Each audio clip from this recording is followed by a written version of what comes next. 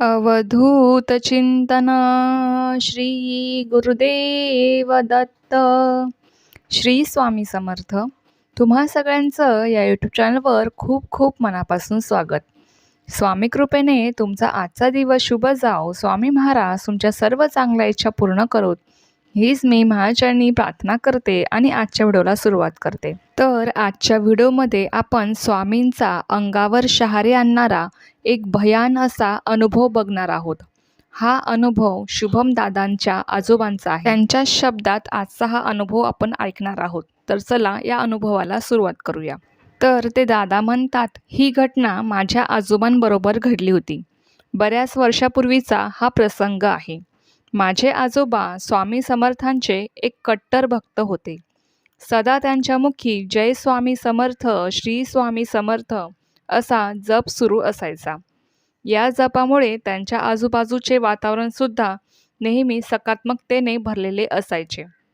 आजही हा अनुभव सांगताना आजोबांच्या अंगावर शहारे येतात. तो दिवस होता 17 मार्चचा. दुपारचे 12:10 झाले होते. अचानक घराचं दार वाजलं. दार उघडून पाहिलं तर जवळच्या किराणा दुकानवरचा एक मुलगा होता. तो मुलगा आजोबांना म्हणाला की तुमच्या भावाचा फोन आला आहे, चला लवकर. आजोबा घाई गडबडीत निघाले. दुकानवर पोहोचल्यावर त्यांनी चालू फोन उचलून कानाला लावला. समोरून आवाज आला, दादा, सुनंदाला बरं नाहीये, तू लवकर येऊन जा. सुनंदा ही माझ्या आजोबांच्या भावाची बायको. त्यांचा तो भाऊ 2 गाव सोडून राहायचा. आजोबा कोणतीही वेळ न दवडता लगेच भावाकडे जायला निघाले आणि 3च्या सुमारास ते भावाच्या घरी पोहोचले. तिथली सगळी कामे आटोपल्यावर जेवण उरकले आणि परत यायला निघाले. तोपर्यंत बरीच रात्र झाली होती. त्यांच्या भावाने त्यांना सांगितले की आता रात्रीच्या वेळेला का निघालास, उद्या पहाटे जा हवे तर. पण आजोबांनी काहीतरी महत्त्वाचं कामाचं कारण दिलं आणि ते रात्री 10:30च्या सुमारास आपल्या घरी यायला निघाले. त्यांनी गावाची वेस सोडली आणि एका पायवाटेने पुढे चालत जाऊ लागले. मुखात स्वामीनामाचा जप सुरूच होता. गावाच्या वेशीबाहेर सदाचे शेत होते आणि शेतीपासून जवळपास 4 किलोमीटर अंतरावर त्यांचं घर. एव्हाना निघून काही तास उलटले होते. रात्रीचा 1 किंवा 1:30 वाजून गेला असेल. त्या शेतातून जाताना त्यांना कोल्हेकुई ऐकू आली. अंगावर काटा येईल असा आवाज होता तो. माळरान खूप मोठं होतं. गर्द-झुडुपातून रातकिड्यांची किरकिरसुद्धा ऐकू येत होती.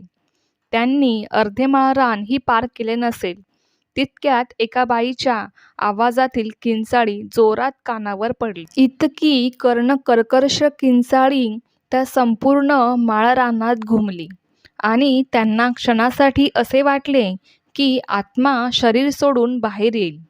जसे त्या किंचाळीचा आवाज आला आणि थांबला तसे त्या आवाजासोबतच सगळं काही शांत झालं.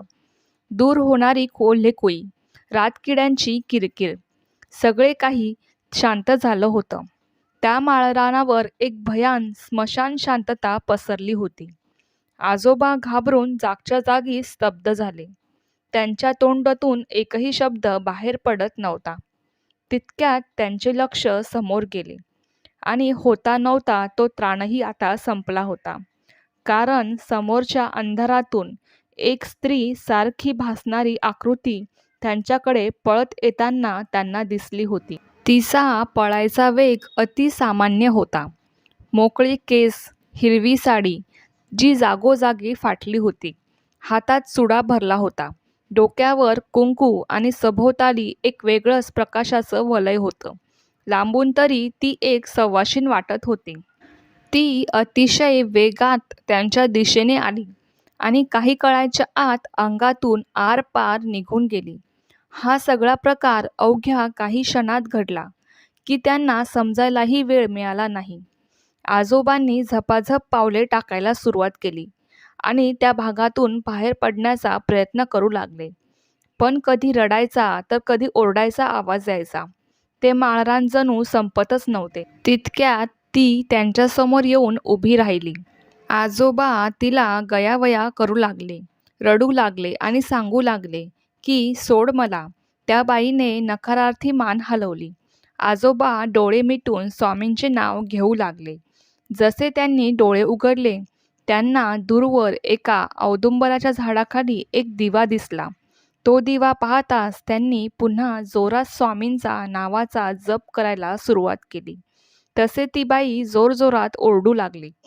तसेच आजोबांनी तारक मंत्रसुद्धा म्हणायला सुरुवात केली. त्या माळरानावर जोरात वारा सुटला. त्या औदुंबराच्या पारावर एक तेजोमय आकृती प्रकट होऊ लागली. परिसरात एक कणखर, जड पण कानाला आणि मनाला शांती देणारा एक आवाज उतरला. उगाची भीतोसी भयही पळू दे, वसे अंतरी ही स्वामी शक्ती कळू दे. जगी जन्म मृत्यू असे खेळ ज्यांचा, नको घाबरू तू असे बाळ त्यांचा. अशक्य ही शक्य करतील स्वामी. त्या झाडाखाली एक स्पष्ट अशी आकृती दिसत होती. ती होती आपल्या श्री स्वामी समर्थ महाराजांची. साक्षात परब्रह्म जगतपिता आले होते. संपूर्ण औदुंबर आणि शिवार प्रकाशमय झालं होतं. एक आदेश आला, सोड त्याला, नाहीतर गाठ माझ्याशी आहे. आवाजात हुकूम होता, पण त्यांच्या कानात कोणीतरी अमृत टाकल्यासारखा असा तो आवाज, जो निशंक आणि निर्भय करत होता. आजोबांनी त्या जगतपिता समोर हात जोडले आणि बोलले, स्वामी मला वाचवा.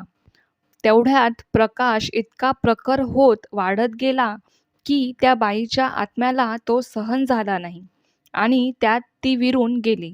एक दिलासादायक आवाज परिसरात घुमू लागला, भिऊ नकोस, मी तुझ्या पाठीशी आहे. आता झाडाखाली कोणीही नव्हतं. फक्त दिवा शांतपणे तेवत होता. आजोबा त्या झाडाजवळ गेले आणि त्यांनी हात जोडले. स्वामींचे मनापासून आभार मानले व पारावर जाऊन बसले. अचानक त्यांना कानाजवळ एक आवाज आला, बाळा, थकला असशील ना? ये, डोकं ठेव मांडीवर आणि काही वेळ आराम कर. अचानक त्यांचं डोकं कोणीतरी हळूवार पारावर ठेवलं आणि त्यांना शांत झोप लागली. त्यांना स्वप्नात असं दिसलं की साक्षात ते जगतपिता श्री स्वामी समर्थ महाराजांच्या मांडीवर डोकं ठेवून झोपले आहेत आणि स्वामींचा हात त्यांच्या डोक्यावरून फिरत आहे. जाग आली तर सकाळ झाली होती. ते त्याच पारावर झोपले होते. बाजूला पाहिलं तर स्वामींचा एक सुंदर फोटो तिथे होता. बाबांनी तो फोटो हातात घेतला, फोटोला नमस्कार केला आणि गावाकडे चांगल्या आठवणी घेऊन आणि घडलेला वाईट प्रसंग मागे सोडून पुढचा प्रवास त्यांनी सुरू केला. तर स्वामी भक्तांनो, असा होता या दादांच्या आजोबांचा अनुभव, जो ऐकला तरी अंगावर शहारे येतात. खरोखर खूप धन्य आहेत ते आजोबा, ज्यांना साक्षात श्री स्वामी समर्थ महाराजांनी दर्शन दिलं. त्यांच्या मांडीवर डोकं ठेवून ते झोपले. बघा, जेव्हा आपण स्वामींचे नाम घेतो तेव्हा स्वामींचं एक सुरक्षा कवच आपल्याभोवती नेहमी असतं. म्हणूनच म्हणतात ना, ज्यांच्या मुखी स्वामींचे नाम तिथे भयाचे काय काम. त्या दादांचे आजोबा सतत स्वामींचे नामस्मरण करत असत. त्यामुळे स्वामींचं रक्षा कवच त्यांच्यासोबत नेहमी होतं. जेव्हा त्यांनी स्वामींचा तारक मंत्र म्हणायला सुरुवात केली त्यावेळेस त्या वाईट शक्तीचं पण त्यांच्यासमोर काहीच चाललं नाही. एवढी शक्ती आपल्या स्वामी नामात आणि तारक मंत्रात आहे. म्हणून स्वामींचं नामस्मरण करत जा, कारण स्वामींच्या नामस्मरणामध्येच खूप ताकद आहे. जरी तुम्हाला कोणतीही सेवा करायला जमली नाही तरी तुम्ही स्वामींचे नामस्मरण कधीही करू शकतात. कोणतंही काम करताना करू शकतात, प्रवासात करू शकतात. स्वामींच्या नामस्मरणाला तुम्हाला कोणतंही बंधन नाही आहे. ते तुम्ही कुठेही, कधीही आणि कोणत्याही वेळेला करू शकतात. स्वामींच्या नामस्मरणामध्ये इतकी ताकद आहे, जरी संकट तुमच्या 2 पावलावर आहे, पण तुमच्या मुखात जर स्वामींचं नामस्मरण असेल तर ते संकट तुम्हाला स्पर्शसुद्धा करू शकत नाही. इतकी ताकद आहे या नामस्मरणामध्ये. म्हणून स्वामींचं नामस्मरण करा, तारक मंत्र म्हणा. तुम्हाला कोणतीही सेवा करायला जमलं नाही, पण स्वामींचं नामस्मरण जर तुम्ही केलं तर स्वामी तुमचं प्रत्येक संकटातून रक्षण करतील. तर तुम्हाला हा अनुभव कसा वाटला हे मला नक्कीच कमेंट बॉक्समध्ये सांगा आणि अनुभव आवडला असेल तर व्हिडिओला लाईक, शेअर, सबस्क्राईब करायला विसरू नका.